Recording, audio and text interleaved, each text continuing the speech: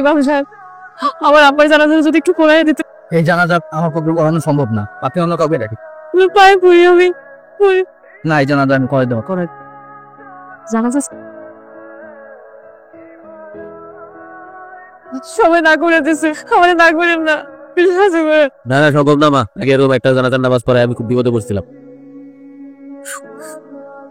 আমরা মারা গেছে ভোরবেলা, শরীর পয়সা যাইতেছে, দ্রুত জানাজা পড়ার লাগবে। কবুল করো মা, আমি তোমার মায়ের জানাজার পর কর্মের ফল আল্লাহ দিবে। তোর মা আর আমি বান্ধবী ছিলাম, কিন্তু তুই এইটুকু ছিলি। তুই তো মশলা দিলে অনেক বড় হইছস। তুই ওকে তোর মায়ের পেশে নামছস। আমি আমার অনেক আগলে রাখছি, কখনো এসব করতে কখনো। আমার যখন শরীর খারাপ হয়, এর যদি কিছু হয়ে যায়, আমি যেন আপনার কাছে যাই, আপনিও আমার আগলে রাখবেন, সম্মানের কাজ জোগাড় করে দেন। আমি কিন্তু ক্লাস 5 পর্যন্ত পড়ছি। নিজের পরিচয়টা গোপন করতে পারবি না, তুই তো একজন নটির মেয়া, তোর বাপের পরিচয় নাই। চিন্তা করিস না মা, আমি তোর সব ব্যবস্থা করে দিব।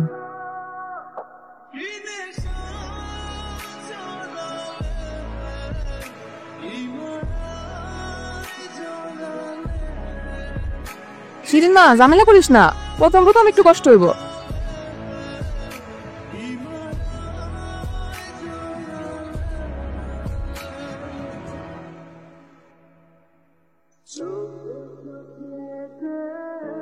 কোন মাইয়া দেখছেন? এই যে বসে আছে।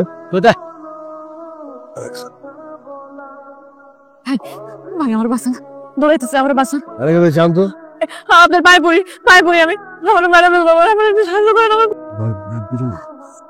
আমার মনে হয় তুমি এখান থেকে চলে যাবো। হ্যাঁ, আমার কাজ আছে, তুমি এখান থেকে এখন হয়েছে। সেটা আমি কি করবো? আমি দেখবো এটা। পায়ে পড়ি। আমি এমনি বেনের মধ্যে থাকি, আমাকেই পুলিশ অনেক বেশি ডিস্টার্ব করে। এখানে তুমি কে? বেশ্যা, খারাপ মেয়ে তুমি? পা যাবে না। আমি এখানে আসলাম আমার নাসরিন খাবার কাছে, কিন্তু নাসরিন খালা আমার ভালো কাজ দেয়া নাই। আমরা যে খারাপ কাজ করানোর চেষ্টা করছি, আমি পালাই এসে যাওয়ার কোনো জায়গা নেই, আমার কেউ নেই। আমি আসলে না বুঝে বলে ফেলছি, সরি। গাড়ির ভিতরে থাকবা, কিন্তু কোনো ডিস্টার্ব করবো না। আমার বাসা কোথায়? বেশ্যাপট্টি। বেশ্যাপট্টি? আমার আম্মা হল কাজ করতো। তুমি এখানে শুয়ে পড়ো এবং আমাকে কোনো ডিস্টার্ব করবো না।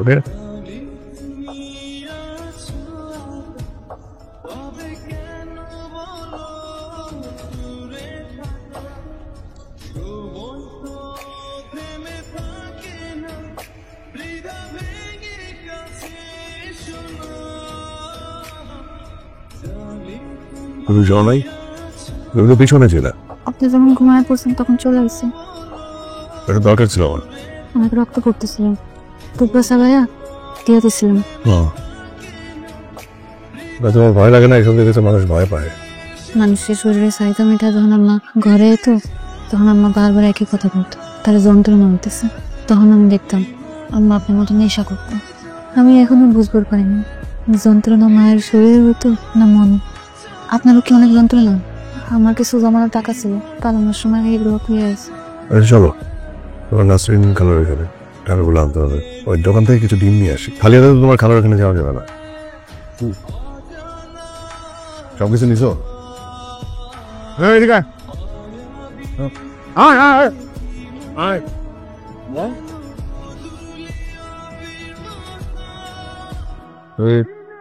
আছে, আপাতত চলতে পারুন। শুনেন, আপনি তো ভালো মানুষ, এই শহরে আমি কাউকে চিনি না। আবার যদি কোনো বিপদে পড়ি, নাম্বারটা কি আমার? আমি অতটা ভালো মানুষ না, সাবধানে থেকো। ঠিক আছে? তুমি তো জানো তোমার 3 পাশ দিয়ে আমার জমি, তোমার জমি আবার একটাই। তোমার ছেলে তোমাদের পড়াশোনা করতেছে, পড়াশোনার কি শুনছি খুব ভালো। এটা ঝামেলা হয়ে গেল। তোমার জমি যদি আমি নিয়ে নেই, টাকা পয়সা তো থাকে না, তোমার কষ্ট দিয়ে লাভ না। তোমার জমি তোমার কাছেই থাকে, তোমার জমি আমি নিতেছি না। হ্যাঁ ভাই, আপনার অনেক দয়া। যাও, আমার লেখা দেও করো, পুরো জমির কাগজপত্র বুঝাই দে।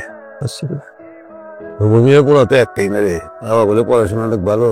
এটা ঝামেলা, ওই পুরার কোমরটা এইরকম করে ভাঙবি যেন ওর লাইফে কোনোদিন খালিতে না পারে। বেপরোয়া ট্রাকের ধাক্কায় মেধাবী ছাত্র চিরতরের জন্য পঙ্গু। আমার সোনার টুকরা, বাপের বালাখানে ফিরে আসছো। এই বালাখানে আর কয়দিন থাকবা? বেশ ফানি হয়ে গেছে। 11 দিন পর বাসায় ফিরে আসছিস। তোর কি লজ্জা শরম কিছু নাই রে? তোর বয়স কত হয়েছে, সে খেয়াল আছে? তোর বাপ যেদিন থাকবে না, তুই হয়ে যাবি ঘোড়ার আন্ডা। তুলে ফেললে মানুষের বাচ্চা। মেশিন চালাতে পারো? মেজন একটু একটু জানি। ওইটা কোনো সমস্যা না। আর বাপ মা? আম্মা মরে গেছে।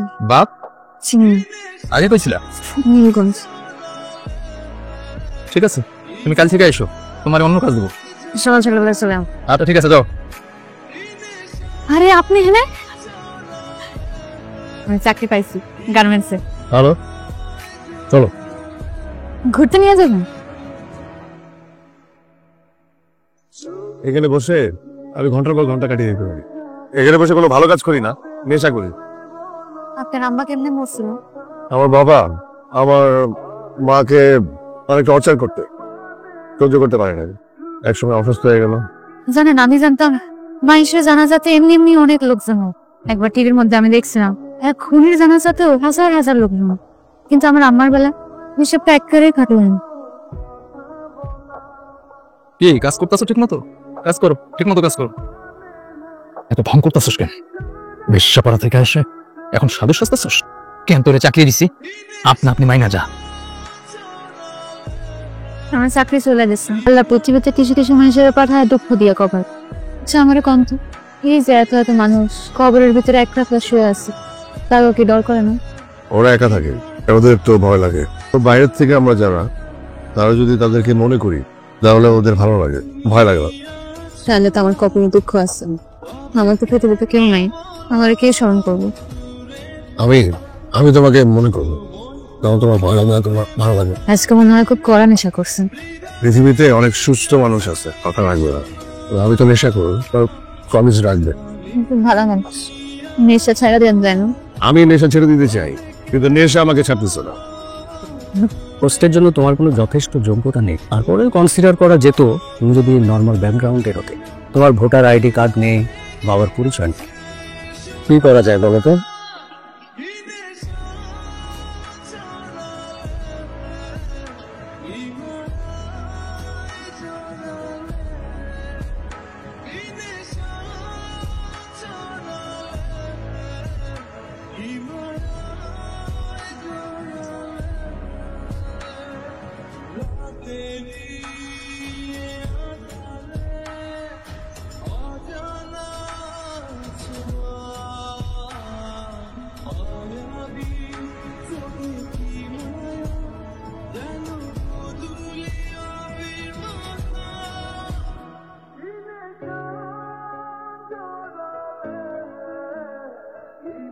তুই আমার এত ঘৃণা করিস কেন?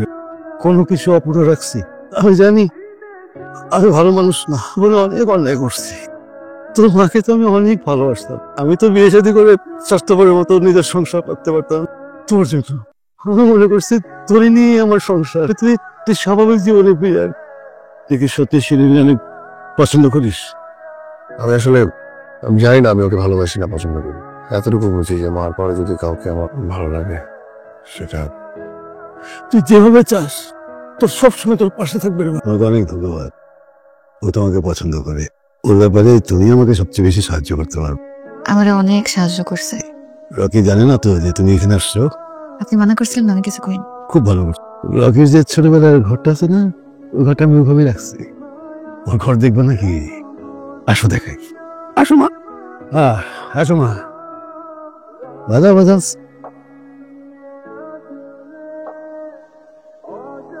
তোমার সাথে আমার একটু ব্যক্তিগত আলাপ আছে। চিল্লা কেউ শুনবে না। আমার ছেলে নেশাকর হইল তোমার ছেলের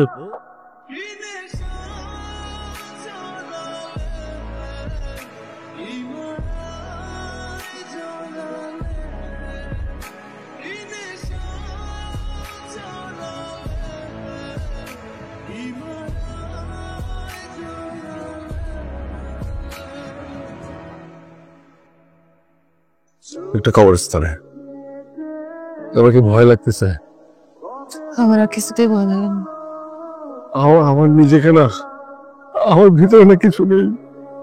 তোমার হাতে সময় আছে। আমি পয়সা কি করবো? আমি তো বাঁচতে চাইছিলাম আপনার লোকে, বাঁচতে দিল না তো। অন্তত এক লোকে মানুষ সুযোগ দেন, আপনার কোনো শেষ ইচ্ছা আছে? আমার যদি আমার জন্ম হয়, আমি এই পৃথিবীর মানুষ হিসেবে জন্মাতে চাই না। আমার ভুল মানুষ হিসেবে এই ভিতরে চলে আসছে।